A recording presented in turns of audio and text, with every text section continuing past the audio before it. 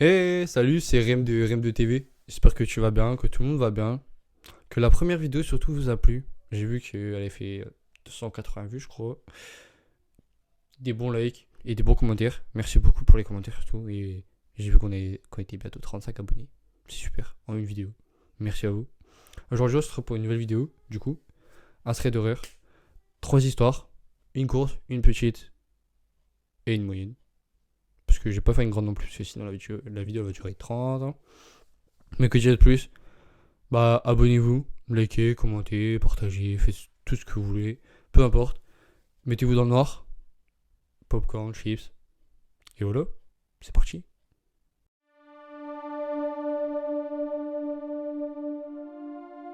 Donc, on se retrouve pour la première histoire. J'ai changé de lunettes. C'est parti.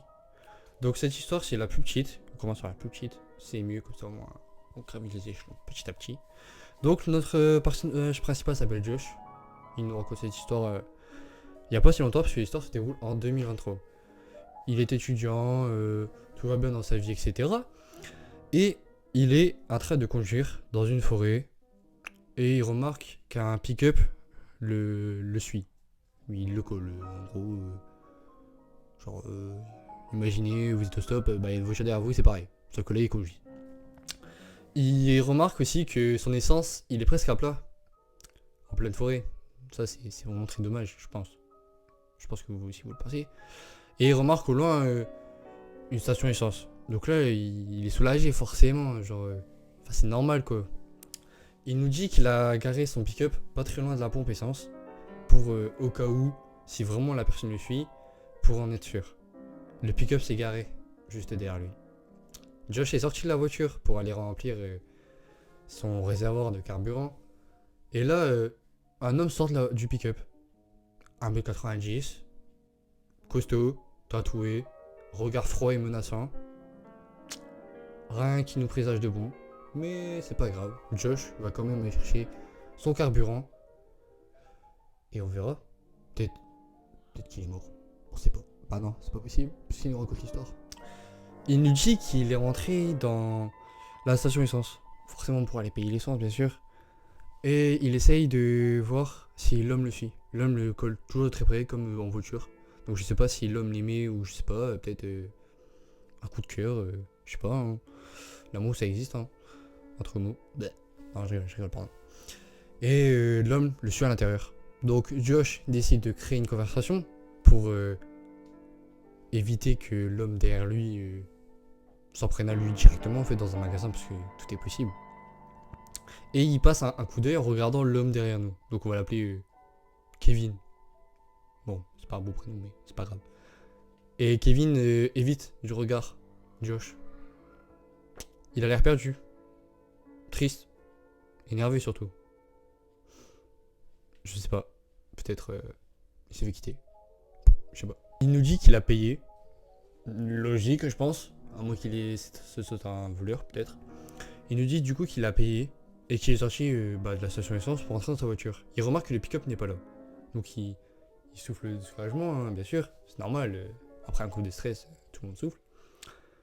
Il rentre dans sa voiture. Ses voitures sont vitres teintées, donc il ne voit pas vraiment à l'intérieur.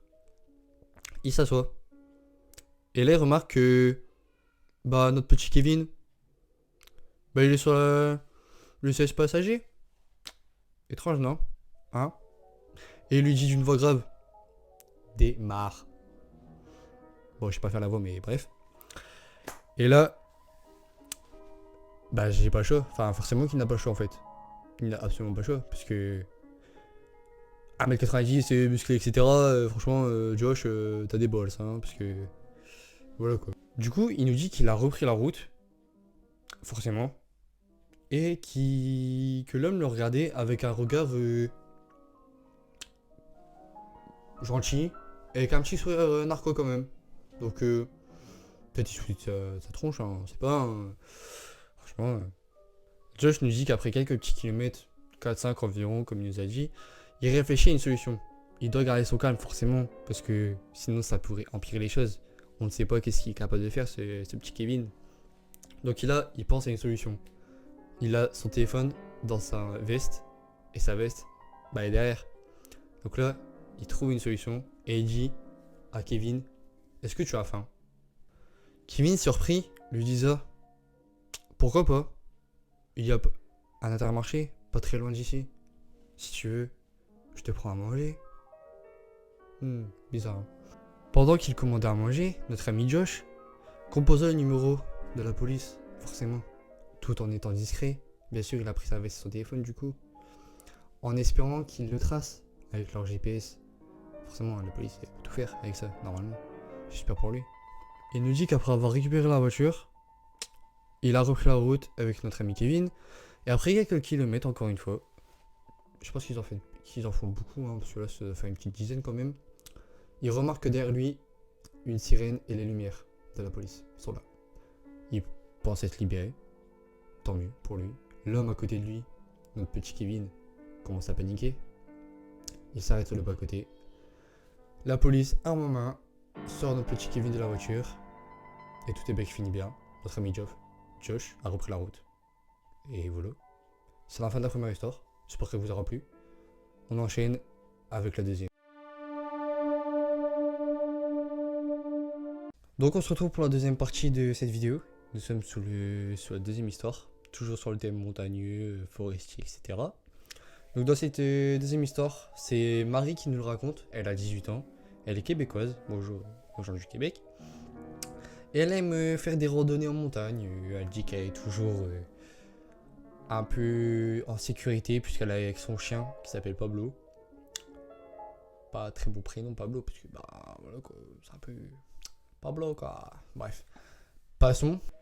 Elle dit qu'elle est aux alentours du 21 janvier 2023, donc c'est encore une fois une histoire récente. Enfin, un peu plus d'un an, mais bon, c'est pas grave. Elle démarre du matin de très bonne heure, vers genre 5h du matin, avec son chien Pablo toujours. Elle va partir dans son chemin habituel qu'elle fait comme d'habitude, comme elle nous dit. C'est un petit sentier, enfin un sentier tout à fait basique, quoi. Bah, celui qu'elle prend d'habitude, et elle sait qu'elle n'a pas peur d'y aller, quoi, parce que bah, elle le connaît par cœur, elle y va tous les jours. Franchement, aucun souci, quoi. Elle nous dit qu'il y a notamment beaucoup de brouillard et que la température est très froide. Aux alentours des 3, 4, 5 degrés. Et elle nous dit aussi qu'elle ne met jamais son chien en laisse. Parce qu'au moins, bah, il peut se balader en forêt, il peut faire ce qu'il veut, enfin, tout ça, quoi. Et là, bizarrement, son chien s'arrête. Il commence à grogner dans la forêt. Bah, peut-être qu'il y a un oiseau, on sait pas, enfin, c'est ce qu'elle pense. Donc elle s'arrête pour observer, mais on ne voit pas plus loin que 10 mètres, quoi. Genre, enfin, c'est pas possible pour elle, comme elle nous dit, quoi. Donc elle nous dit qu'elle continue d'avancer dans le chemin, etc. Mais son chien ne fait pas comme d'habitude. C'est-à-dire qu'il ne fait pas pipi, il ne renifle pas, il court pas, il reste sur ses gardes, il continue de grogner, de rester à côté de Marie. Genre comme s'il voulait la protéger de quelque chose ou de quelqu'un. On ne sait pas encore. Et têtue comme elle décide de continuer. Comme elle nous dit, elle dit malheureusement. Elle sent que ça va pas, mais elle continue quand même parce qu'elle est têtue, elle n'écoute jamais son instinct, enfin... C'est une têtue, quoi. Elle nous dit qu'elle est arrivée à l'endroit où est-ce qu'il y a le moins de visibilité. Rempli d'arbres, brume, impossible de voir. Son chien continue d'avancer et d'un seul coup, il s'arrête, net. Il reste là, il continue de grogner, mais vraiment extrêmement fort, comme elle nous dit. Donc elle se rapproche de lui, forcément, pour savoir.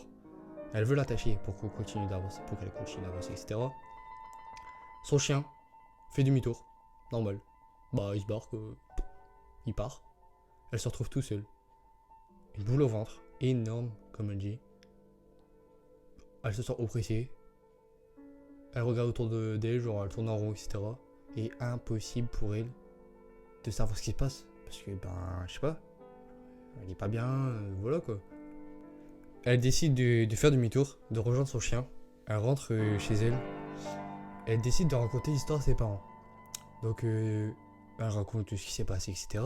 Son père, avec un ego surdimensionné, décide de prendre Pablo et de partir en forêt tout simplement. Avec ses big balls. Et il décide d'y aller quoi.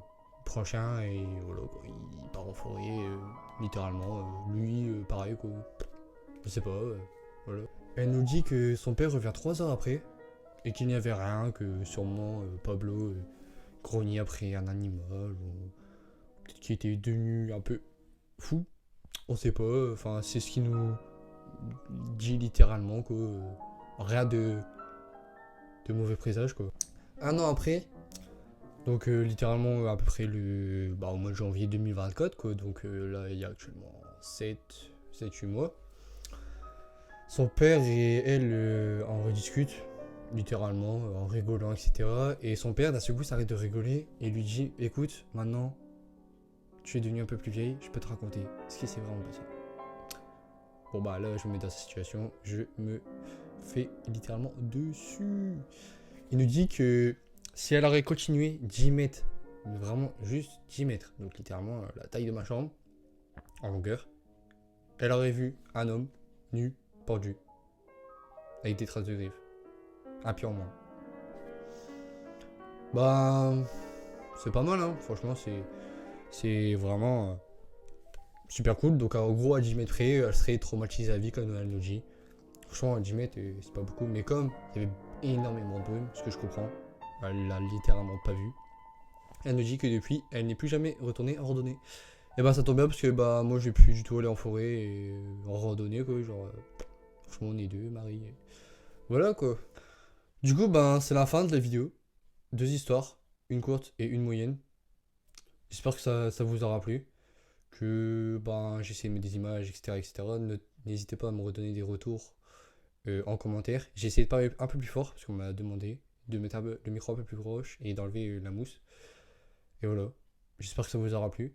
Passez une bonne soirée ou une bonne journée. Tout dépend de là où vous regardez. On se retrouve pour la semaine prochaine, mercredi 20h. Et voilà. Peace.